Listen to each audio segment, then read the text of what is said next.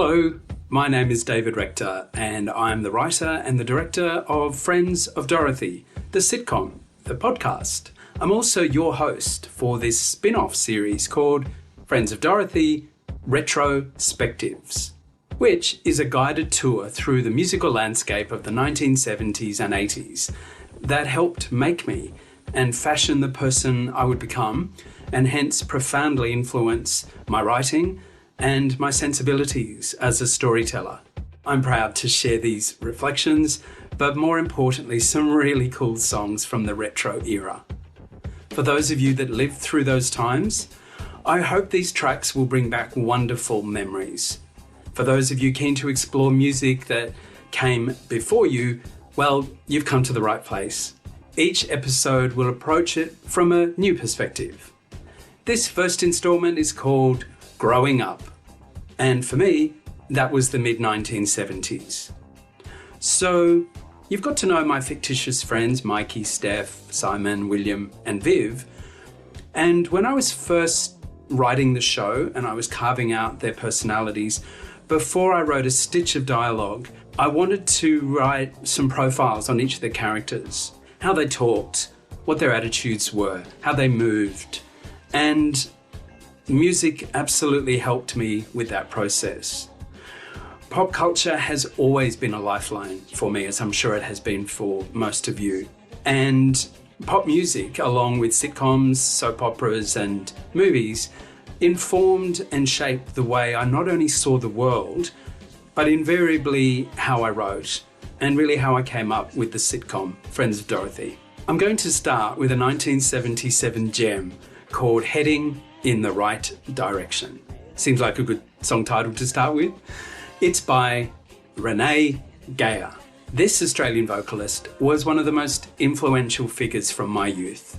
In part, as our families had, well, I guess at best it was a tangential link, but she was a good Jewish girl made famous, and that, for me, was motivational. Renee was gorgeous, statuesque, with a voice like no one else on the planet.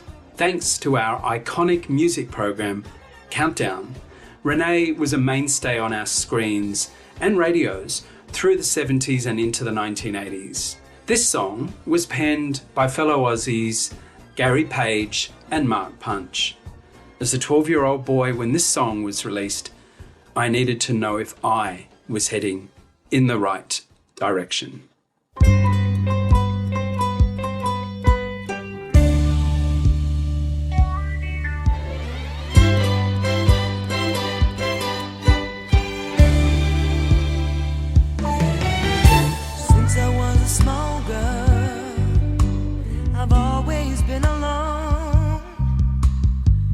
So hard to find someone that I could call my own.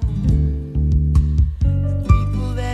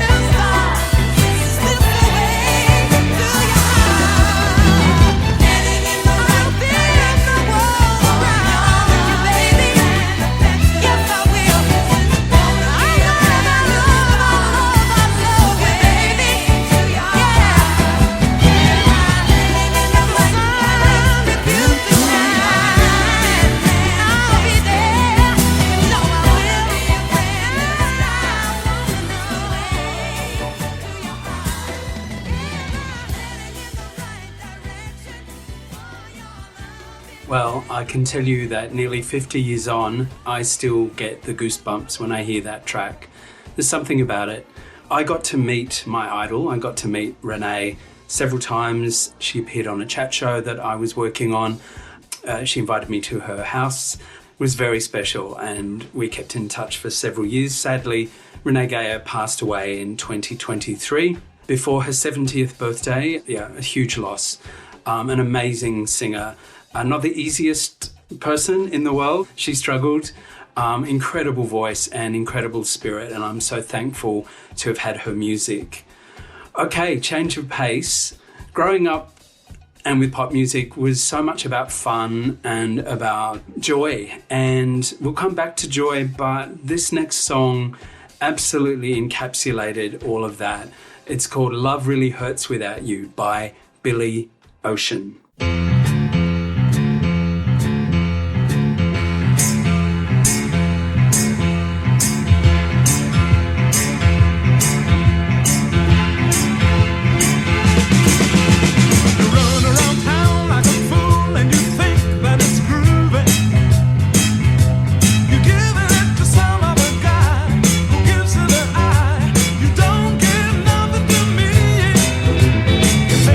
Smile and you dress so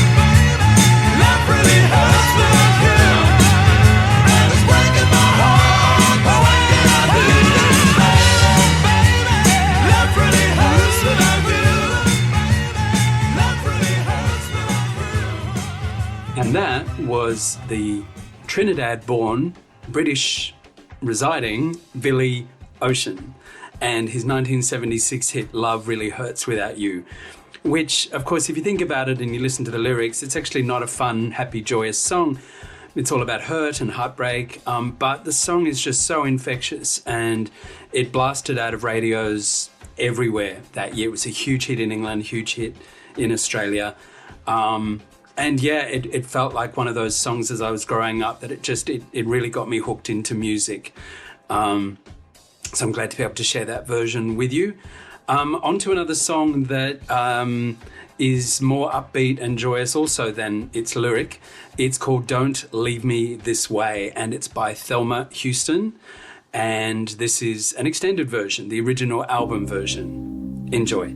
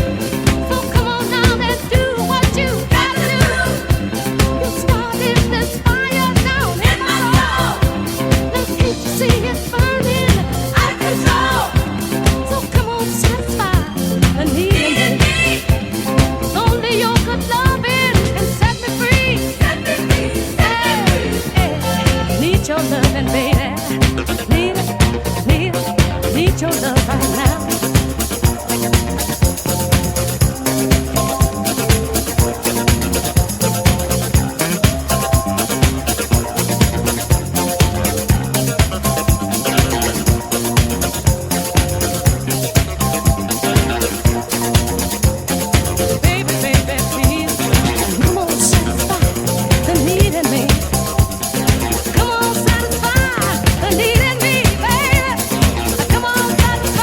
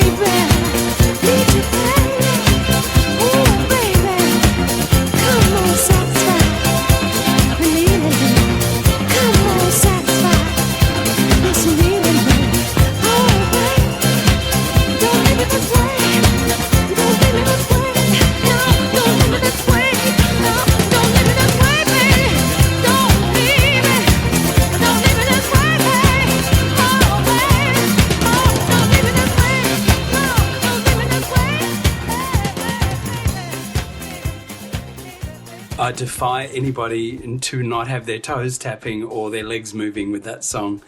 I just love that song from 1977. Thelma's version wasn't the first and wasn't the last. It's been covered by a lot of people.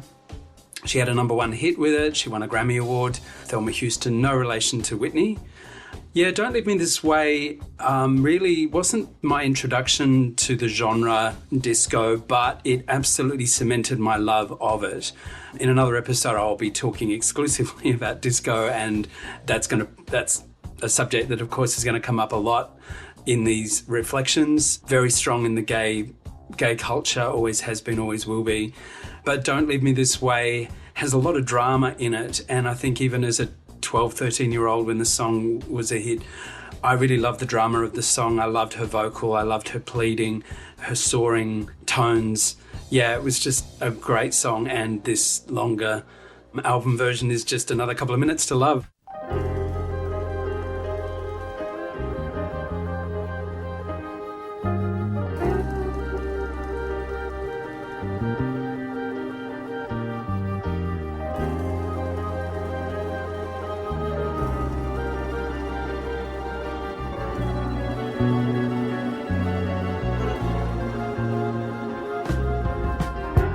Just when I think I'm getting tired of you again, you turn her right back and give her that special smile again. Girl, you're something. You got that something deep inside, and it won't, oh no, it just won't.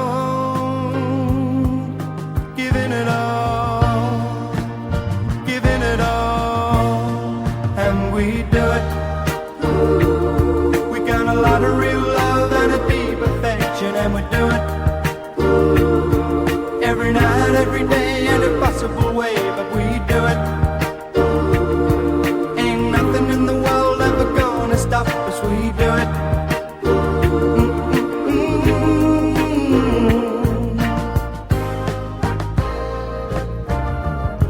Just when you say it's all too much, you gotta get away, that's when I feel pain inside. I know it's real, but there's something, hey baby, pulls you right on back to me, and it won't, oh no, it just won't.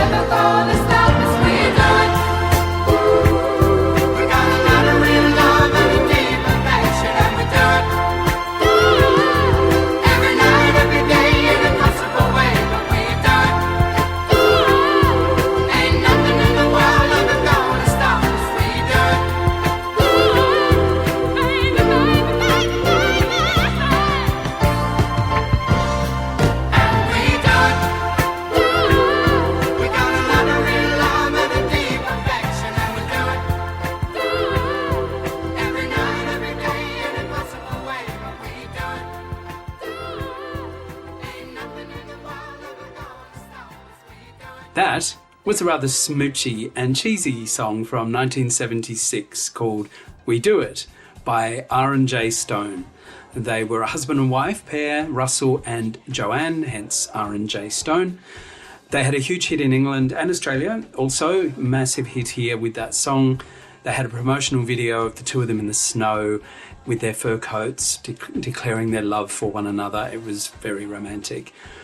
And they were one-hit wonders, and I will, of course, have a whole episode on one-hit wonders. But I wanted to include it here because, for me, this song showed me that I had a romantic spark. I mean, I was 11, but I became aware of having crushes on boys and on girls. It would be a few years until I would be really sure of my sexuality. But this song was just such a lovely accompaniment to that burgeoning heart. And I loved it then, I loved it now. It has great memories. I hope you enjoyed it.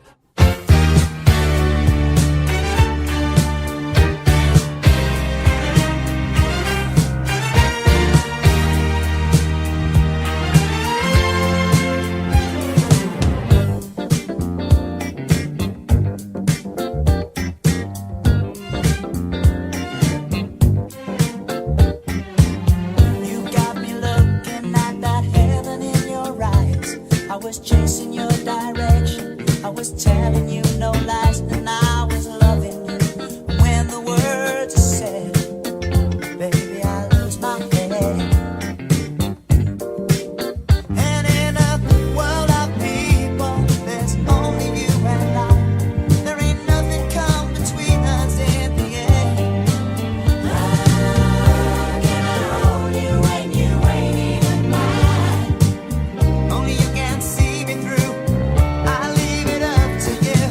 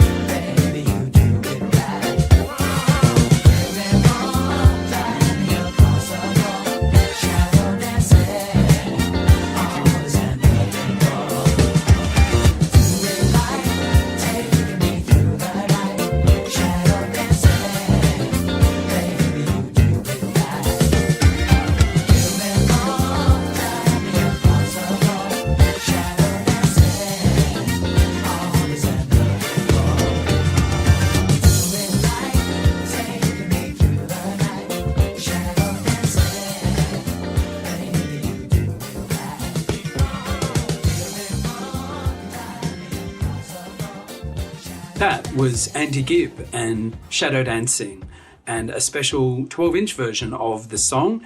It was a huge hit for him in 1978, probably his biggest hit. And I've included that song and him because, as you may recall, Mikey has a pin-up, a poster of Andy Gibb and John Travolta and Grant Kenny on the wall. And I wanted to include that in this Growing Up episode because I think most people had a pin-up, had a crush, had an idol. A lot of straight boys had Farrah Fawcett, that famous poster. A lot of girls had David Cassidy, Leif Garrett, John Travolta. And yeah, I was very fond of Andy Gibb. Being the youngest of the Bee Gees, he stood out. I mean, he was a beautiful young man, had a great voice. His brothers provided him with some great songs. He had a very short life, though. He burned out very quickly. He passed away at age 30 and gone way too soon. He had a great run of hits, including Shadow Dancing. So yeah, I wanted to include it because I think that pin-up boys and girls are a large part of youth and the growing up. I don't know what people do now. What do people do now? What do kids do now? I don't know. I'm too old. Okay, well, that virtually wraps up the first episode of Friends of Dorothy, the Retro-Spectives. But I wanted to end this particular installment. I mean, I couldn't not have a track by the Super Swedes, ABBA. And this is one of their lesser known songs, was released as a single but not a hit because it got lost with the other 10 songs that they had all at once. It's called So Long, and it seems like a fitting way to say goodbye for this episode. I love this track. I danced to it, I bopped to it, I probably still do. I won't now, but yeah, it was a great song. It came off their self-titled album that was released in 75, I think it was. We will come back to ABBA, we'll come back to disco, we'll come back to one-hit wonders, a whole lot of other themes in future episodes. Thank you for listening. Do stay tuned. I'll be back with another episode of Friends of Dorothy, the Retro-Spectives, next week. So long.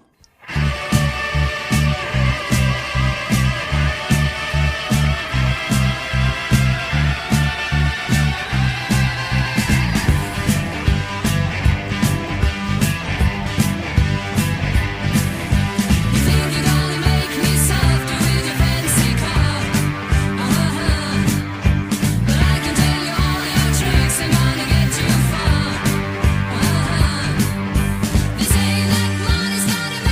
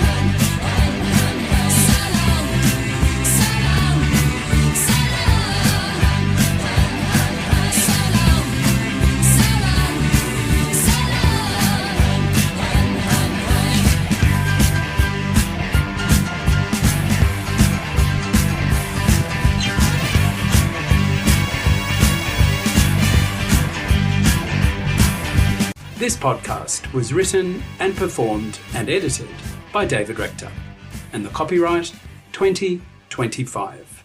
Use of music under fair dealing.